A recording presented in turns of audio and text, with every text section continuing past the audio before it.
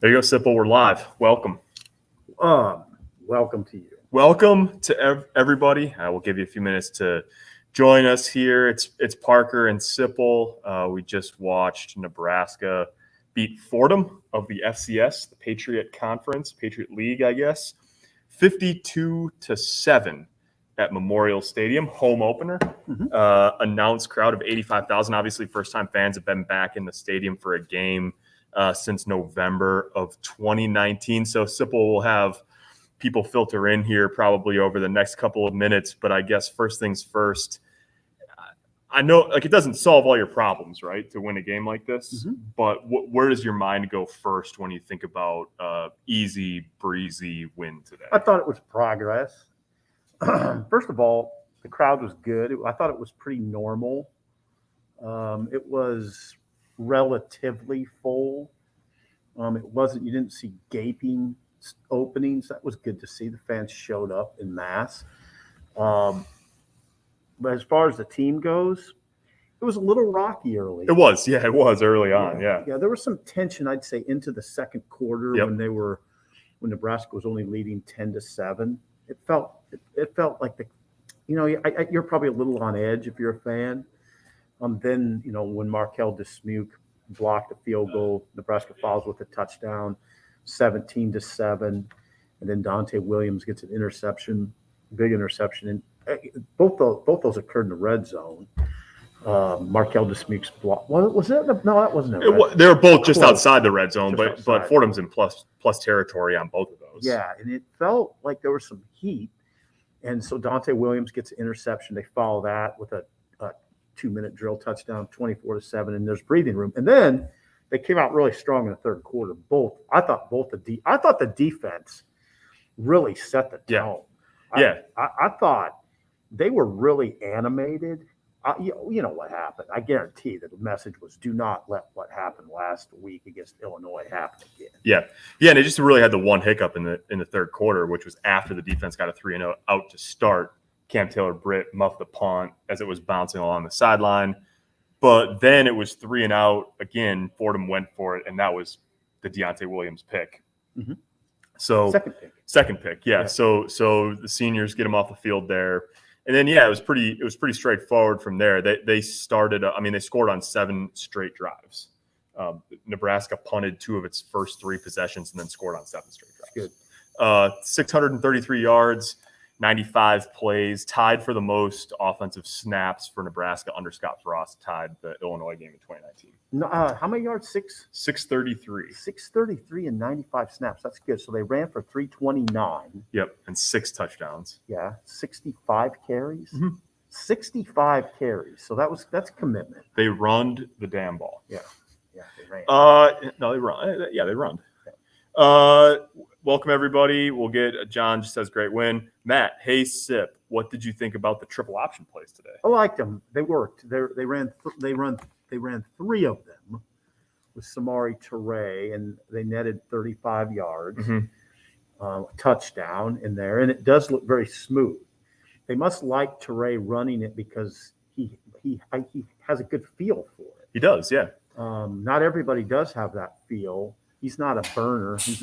But he has a good feel for that play, and it was very effective. It's been very effective. Now defenses are gonna be watching for it. But it's something that and Nebraska doesn't run it just to show it. It's it's a little bit of a change-up, but it is a nice wrinkle that they have in their run game. Oh God, yeah. And you get Martinez in space a little bit designed. They did it a little bit last week. They had that keeper with Martinez last week too, but it is interesting to sort of see them put little things like that in. And Smothers had a similar play late where he had a great gain on it. He just sort of got caught a little bit in between pitching it and trying to make a move, I think, and ended up fumbling it. So, well, yeah, it was important to get in Smothers. It was, and he played, I think, 29 snaps he got. Yeah. That's just critical for his development. Oh, God, yeah. And I'll tell you what, I thought he looked pretty good. He did. He looks really good running the ball. And he looks like he has good command. He did not look jittery at all. Right.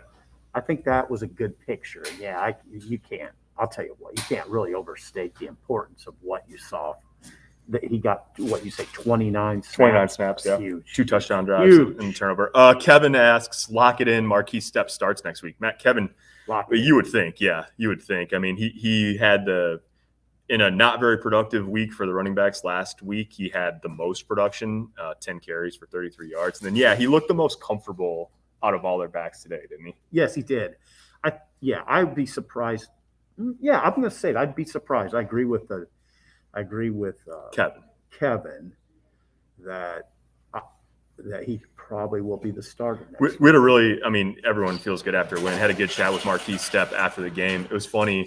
Someone asked a good question about, with the young backs, does it take a while for them to sort of figure out how to run in the system? And he said, yeah, for most people. And he goes, maybe if you're Saquon Barkley or something, it doesn't. You just hit the ground running. But you can sort of tell. You don't know exactly what it is, but you can tell with Gabe Irvin and some of the other young backs that it just Savion Morrison that just takes a little while to get used to this running scheme where you have to sort of identify the whole Stepp said, they close a lot faster at the college level. So he looks like their best back right now. Jeremiah says, I'm hoping someone slips some recruiting materials into 47's locker during the game. Amazing performance. It was indeed. You're talking about Ryan Greenhagen, the linebacker from Fordham, who had 30 tackles, 3-0, tied for the most ever at Memorial Stadium and most ever by a Nebraska opponent. It was an incredible performance. Yeah, I mean, it was incredible. It was kind of quiet. It was like all of the sudden, my God, Greenhagen has 20 tackles. Yeah. It was a little quiet. It was in a way. I mean, they're losing. It wasn't like he had any sacks, right? Yep. He didn't cause a fumble. Yep. He's just all over the place. And he is a dude. I mean, he's a big, strong guy. If you lock in on him, he's a horse. And he obviously loves the game. Yeah. How much does a pucker factor play into Nebraska's issues, Gene asked? Try so hard to avoid mistakes that we can't help but make them. Wanting to make a play so bad they're just pressing instead of playing football. Yeah, Gene, I think that's true. Simply, you've talked some about the pressure of playing at home. It was good, I think. You expect them to do it against Fordham, but even still, it's good to see them sort of shake off what could have gotten to be a really tight situation early in the game and get it rolling as the game went on. Right. That's why I think a big part of today was Dismuke blocking that field goal attempt and Deontay's pick and JoJo's pick. Yeah. I mean, JoJo Doman had a pick early in the game as that team was driving down the field. So those 3 interceptions loom large on this result. Nick asked thoughts on Omar remaining outside the starting wide receiver group. Well, Nick, he didn't. He started today. Caught 3 passes for 54 yards. They were without Oliver Martin, who earned a starting job through camp. So I think everyone sort of bumped up one notch on that. Obviously, saw a lot of guys play today, but yeah, Omar is right in the rotation. He's playing as much as anybody else. I mean, Teray plays the most, and Oliver Martin plays a lot when he's available. But yeah, I thought he had 3 catches for 54. Had the longest reception of the day for Nebraska, 32 yards. I thought he looked fine. He's right in the mix with them. Right, and that's progress too. Let's face it, that's progress. Thoughts on Frost sticking with his young line for the first score? Yeah, Michael. I mean, it was rough early in the game. It was really rough, especially the left side with Corcoran and Piper. I mean, it's nothing against those guys. It's just obvious when you watch. They struggled early on. But Adrian Martinez had an interesting comment about. Oh yeah, that he got. They love each other and they're not afraid of getting each other's grill. And Adrian certainly made it sound like he had something to say to those guys. I think they had. It was pretty clear when you go back over those comments. They had something to say to each other. Yeah. And I think the offensive line was telling Adrian to step it up. And what he said was, I just wanted to say that it goes both ways. Yeah. And Adrian made it very clear that's healthy. Yeah. Adrian said, we love each other. When you love each other, you can talk frankly.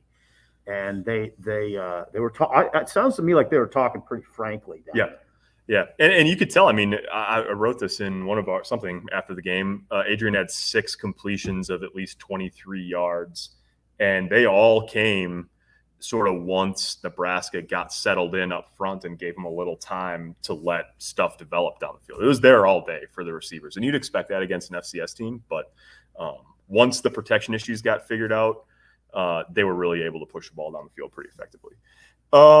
Jack says Cam Taylor-Britt is done returning punts, right? Yeah, Jack, he's done returning punts for today. In fact, he didn't play at all. They put Braxton Clark in at corner after he muffed that punt. And then it was one drive, and they got to the backups after that. The thing about going forward on punt return now is depending on if Oliver Martin misses more time. I mean, Martin was the other guy with him, and then number 3 was Brody Bell. So, yeah, I'd be, a little surprised if Cam Taylor-Britt's right back there as the number 1 guy again next week, but it does depend a little bit probably on Oliver Martin's status. Yeah, now that'll be interesting to see how they handle all that. Yeah. I mean, Cam Taylor-Britt is a captain. Yep. I mean, he's a proven player. He's absolutely one of their best players, regardless of side of ball. He's just made 2 critical errors in judgment. Yeah. What Frost said is there's bouncing balls that you field, and then there's bouncing balls that are tougher. This one was a tough one. He was in traffic. Right. And it came up on him pretty fast. And it's kind of like a ground ball, maybe it takes a kind of a bad hop, and it was like a speed hop. Yeah. So I think he misjudged the speed. There it was in his face, and now it's on the ground, and now he's out of the game. And that's a tough afternoon for that kid. Michael asks, is Yant really a walk-on? And Stan says Yant is a beast. Yeah. All the running backs had their moment. They put Yant in the game late. I guess the thing to keep in mind on that is, he's getting carries, 60 rushing attempts into a game against the FCS team that brought about 60 guys here. So it's, you're talking about a little bit of a tilted field at that point. But yeah, he's clearly down the depth chart, though. I mean, he didn't travel to Illinois last week, so he's number 5 or number 6. Marvin Scott got in the game before he did too. So he's got to continue to develop, and you just sort of see if he can work his way into that rotation. Matt, did Nebraska make any personnel or scheme changes on the OL blocking technique during the game? Some really odd-looking plays early on, whiffs. They seem to shore things up. Yeah, this is sort of what we were just talking about. That it was probably in question was in before we talked about it. That I think they just improved execution wise. When you don't olay a guy and let him have a free run at the quarterback, things tend to work out better. Mm-hmm. Second string OL looked good. Prohaska's huge. Yeah, he is. He was the number 2 left tackle. Brant Banks, who started last week at left tackle, only played guard today. And once Corcoran's workday was done, they got Teddy Prohaska a lot of reps at left tackle. So, yeah, he's a young guy to watch going forward. 47 for Fordham. Dude, yeah, he sure is. Nebraska did win as expected, but Buffalo may not be a guarantee. Better watch out. David, yeah. Frost actually said, I thought it was interesting, Frost mentioned after the game he'd already watched some Buffalo film. Yeah, and I talked to another coach who watched some Buffalo film, and he made it very clear that'll be a very challenging afternoon for Nebraska, and I really look forward to it because it's sort of the resumption of our assessment. Yep. I think today represented that to a certain extent. I would give Fordham a lot of credit, and I want to do that right now. Fordham showed up to play. Yep. They had a great game plan. Yeah. Clearly, their offensive game plan had Nebraska on its heels. Yep. Nebraska had to adjust. They did. Dante Williams talked about it in the post game, but he said he just said, yeah, they had a great game plan. Yeah, Jojo Doman was interesting. Doman said what they were doing was they'd line up, see how Nebraska lined up, and then adjust for it's sort of the look. It's become really popular in college football. You see how the defense lines up, make your guess as to what they're doing from there, and then change the play. See, you can do that you can especially do that with a veteran quarterback. Yeah. That's thrown for close to 6,000 yards or 5,500 yards. Susan asks, is the transfer portal in the back of everyone's mind when it comes to playing time? Susan, that's a good question. I mean, coaches say not really. It's just become so prevalent in football, but at some point, obviously, it makes a difference. But, I think coaches would tell you, as long as you're putting guys on the field that deserve to play, you don't worry about it. You can't worry about it. If a guy earns a starting spot, he's probably not going to leave. There's exceptions to that. In fact, Austin Mitchell says here, did you see Wandale's debut at Kentucky, 125 yards and 2 touchdowns? Yeah. Yep, I did see that. 125 yards. How many catches? At one point, it was 5 for 125 and 2 touchdowns. So I think that's probably – it's pretty good. Yeah. Who'd Kentucky play? Louisiana Monroe. Okay, that's right. I'm sorry. And Samari, the guy they brought in to play Wandale's spot, Samari Toure, had 8 for 133 and rushed for a touchdown, 270 offensive yards. So don't think you'll complain about that. Nope. Greetings from Chile. Rodrigo, what's up, Chile? Hi, Rodrigo. Rodrigo, good to see you again. Good afternoon, Yes. gentlemen. Red Bosch, your post-game pieces already. Keep up the great work. Thanks, Luke. Oh, Luke, thank you. Hey, and by the way, everybody, thanks for all the engagement. Yeah, that's right. Wow. There's a lot of comments about masks in here. There's a mandate in Lincoln. It's not that complicated. Yeah, we're in a I mean, they're required in the press box. Yeah. Thoughts? Unless you have a Heisman Trophy. Yeah. Hello. Nebraska. I don't have a Heisman. I don't. Nebraska has a chance against Oklahoma. Tulane only lost by 5. Tyler. It's interesting. It's interesting. It's interesting. Now, I think if you're a Nebraska player, you have to look at that and say, guys, let's just continue to get better. See what happens. It's funny, Frost. I thought it was interesting. Frost was really adamant after the Illinois game that Nebraska is going to be fine, that he likes that they have a chance to have a good season and all that. And it's funny because clearly the consternation last week was with good reason. It's because it looked so much like. Mm-hmm. And then you look around college football, and there's that result, which was surprising in Norman, although it was a Tulane home game.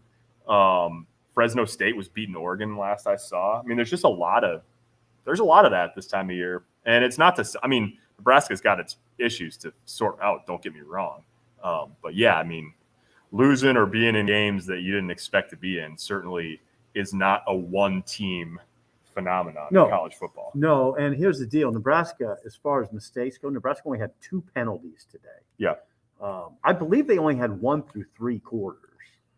Yeah. It was 31-7 when I checked in the third quarter, and they only had 1. That's pretty good. Mm-hmm. I mean, 2. That's clean. It was a false start on. It's that thing though where it's like it's a false start against Manning on 2nd and goal that took the ball from the 3 to the 8, mm-hmm. and like when you're playing Iowa, you cannot have that.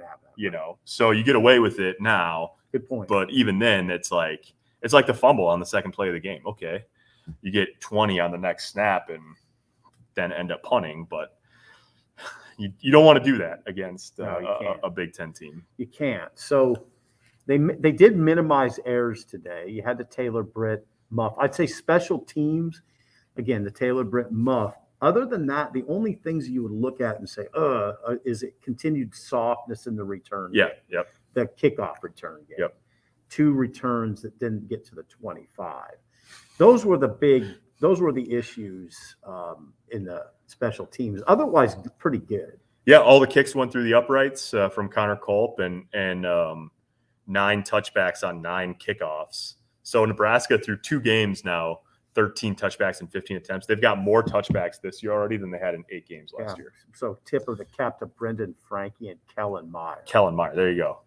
Nebraska, where we have the kickoff specialist names at the top of mind. Watching the execution by Michigan State and Iowa, Nebraska has a long way to go, Fred says. Yeah, execution wasn't bad today, though, right? Right, after the first 3 drives. Right. Staff better get things figured out with number 1s all over. No more returns for Cam Taylor-Britt. Steps the running back. Newsom can't support the run. OL needs to be shuffled for. Yeah, I mean, Dane, I think you've got points there. Does Newsom struggle against the run? At times, but defensive. I mean, I don't know. It could be better, but I don't know that they've got a guy who's going to get in there and do it better than him. I thought Braxton Clark looked pretty good, as you'd expect when he came in the game in the second half. I thought this game, the pass rush would be more evident considering we have multiple sacks. So yeah, Kevin, that's a good point. I mean, I did too. There was a lot of quick stuff. Like Fordham did a lot of quick stuff, but even when DeMorit dropped back, there really wasn't. They had the 1 sack, and actually it was Quentin Newsom on a corner blitz. The tight end did not recognize that he was blitzing quickly enough. But yeah, I would have thought there'd be a little bit more in that regard too. Yeah, I do too. That's a good point. There's always stuff to work on. Manning false start was a mystery and didn't show up in the replay. Oh, that's interesting, Freddie. I didn't. That was a mystery. Interesting. Phantom call, huh? Frost has never beaten Mel Tucker. Yeah, 0-3. And the most recent was Colorado in 2019. Yeah, and they're ranked. Yep. Tucker's beat 2 ranked teams. Brian, this is a good one. Oh, how do we? Let's get to 2 more. Henry says, how do we judge Logan Smothers' play? I thought it was strong. I mean, in a limited snapshot, but what I was looking for was command of the offense, just control period and decision making, and I thought he was good. Yeah, we didn't get a lot of look at what he's like as a passer, but I like him as a runner. Yeah, I mean, he's a good runner. He's quick, and they say he's a good decision maker. He had the fumble, which was unfortunate, but I like his command. He looks like he has poise. In fact, I feel a lot better about that position after watching him. Yeah, it's especially, I mean, given like the guy sat it all year last year, and he jumps in for the first time, and it's a full stadium and all that, and he just looked cool as could be. So yeah, it'll be interesting. There's a couple questions about the backups. Anyone stand out second string offense? I thought Smothers probably led the way on that one. Really liked 22 on defense in the second half. Chris, yeah, that's Ativa Malga Clemens. He was around the ball quite a bit. So we'll see. I mean, it's good to get all those guys the reps that they got. Brian says, how cool was that to see Coach Frost walking off the field with his wife and kid in his hands? Yeah, Ashley and RJ. Yeah, it was really cool. That was nice. It was really nice. All right, last one, and then we're out of here. How much weight do you put on the quality of opponent? I'm not sure I would get so excited about the play of this team based on this game. Yeah, JJ, I mean, I don't think anyone's going to say that like all of Nebraska's problems are solved or anything like that.